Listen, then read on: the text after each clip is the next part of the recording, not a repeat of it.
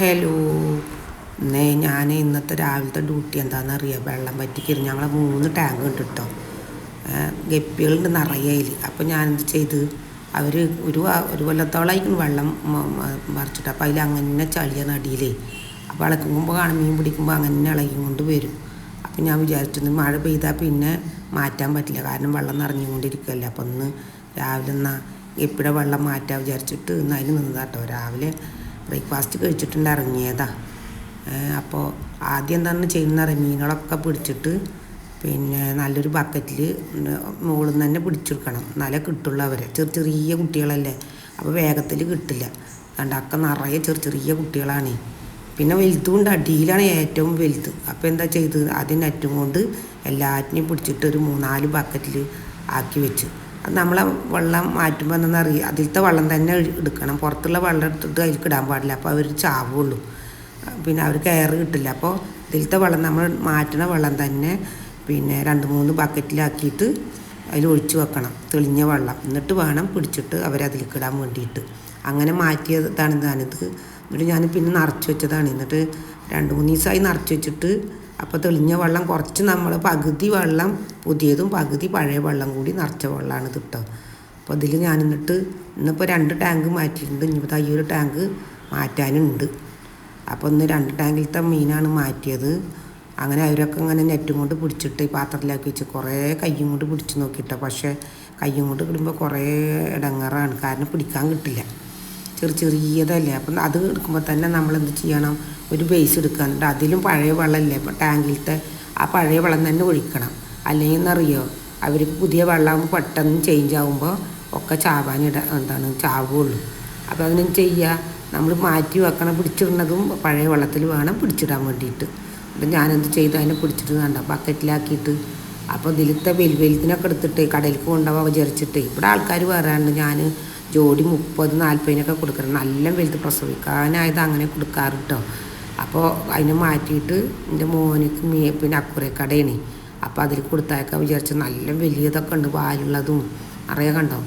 അതിൽ കൈയിട്ടാലൊന്നും കിട്ടില്ല കേട്ടോ, കാരണം അത്രയും അവർ കയ്യിൽ നിന്ന് ചാടിപ്പോവും. എന്നാലും വലുതൊക്കെ നല്ല വലുതുണ്ടെങ്കിലൊക്കെ കിട്ടും കയ്യും കൊണ്ട്. അങ്ങനെ കുറേ എണ്ണത്തിന് ഞാൻ പിടിച്ചിട്ട് എന്ത് കാട്ടി, ബേസിലേക്ക് ഇട്ടു. പിന്നെ കയ്യും കൊണ്ട് പിടിക്കണ്ടെന്ന് വിചാരിച്ചിട്ട് എന്ത് കാട്ടി, ഒരു നെറ്റെടുത്തിട്ട് അതിൽ പിന്നെ കുറേയൊക്കെ കോരി കിട്ടി. അങ്ങനെ ഓരോന്നിനെടുത്തിട്ട് അതിലേക്ക് ഇട്ട്. അപ്പോൾ വെള്ളം എപ്പോഴും ശ്രദ്ധിക്കണം, അല്ലെങ്കിൽ എന്നറിയാം അവർ പിന്നെ ചത്തുപോകാൻ ഇടണ്ട്. പഴയ വെള്ളത്തിലാണ് നമ്മൾ പിടിച്ചിടണം പോലെ, പുതിയ വെള്ളത്തിൽ ഒരിക്കലും ചെയ്ത്. പിന്നെ ക്ലോറിൻ വെള്ളമാണെങ്കിൽ 24 മണിക്കൂർ കഴിഞ്ഞിട്ടാണ് നിറച്ച് വെക്കണം. എന്നിട്ട് 24 മണിക്കൂർ കഴിഞ്ഞിട്ട് വേണം അതിലിടാൻ വേണ്ടിയിട്ട്.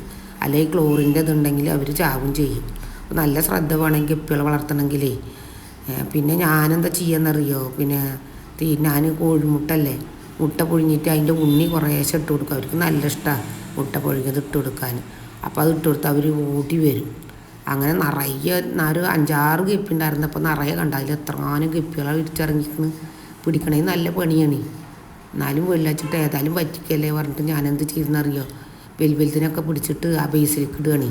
ബേസിലേക്ക് ഇട്ട് കഴിഞ്ഞിട്ട് പിന്നെ കവറിലാക്കി കൊണ്ടുപോകാൻ പറഞ്ഞു മോന്. അപ്പോൾ ഞാനെന്ന് ഏതായാലും പറ്റിക്കല്ലേ എന്നും പറഞ്ഞിട്ട് ചെറിയ മീനുകളൊക്കെ പിടിച്ചിട്ട് വലുതിനൊക്കെ പിടിച്ചിട്ട് അതിലേക്ക് ഇടുക. ചെറുതിനെ കൊണ്ടുപോയിട്ട് എന്ത് കാട്ടും, വെള്ളം നിറച്ച ബാക്കിയുള്ളതിനെ വെള്ളം നിറച്ചതിൽ കൊണ്ടുപോയിട്ട് ചെയ്യണത്.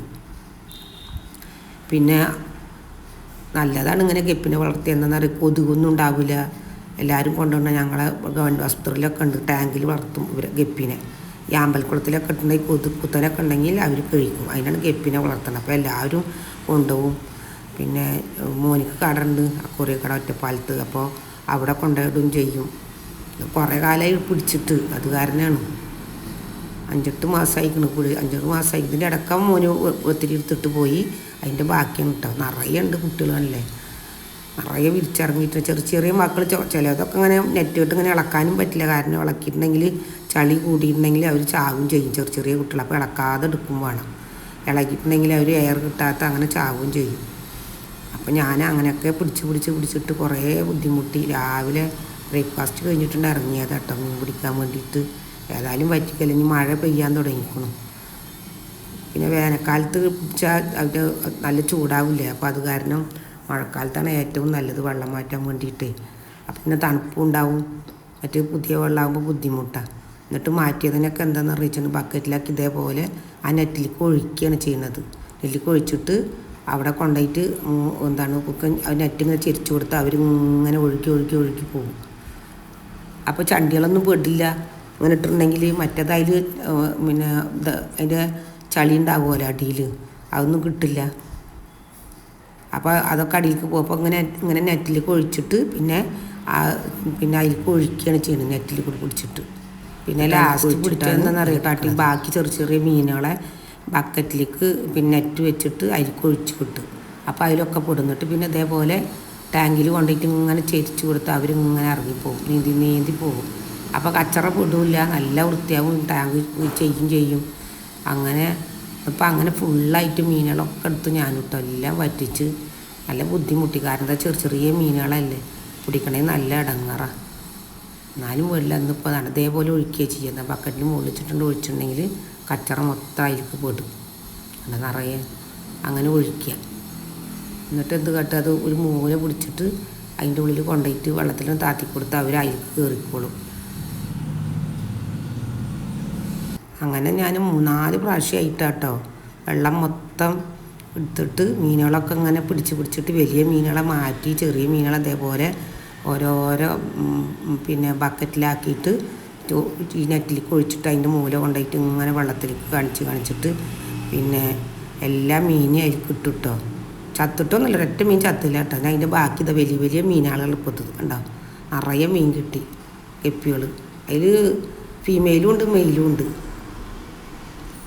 ഞാൻ പറഞ്ഞില്ല, ഇടയ്ക്കൊക്കെ കോഴിമുട്ട ഉണ്ണി ഇട്ട് കൊടുക്കും. കുറേശ്ശെ ഇട്ട് കൊടുക്കാൻ പാടുള്ളൂ, നിറയെ ഇട്ട് കൊടുത്താൽ വെള്ളം കിടന്ന് ചാവും കേട്ടോ.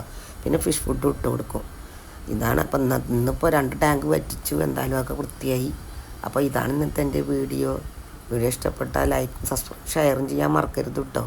ഇനി അടുത്ത വീഡിയോയിൽ കാണുന്നവരെ എല്ലാവരോടും ബായ്.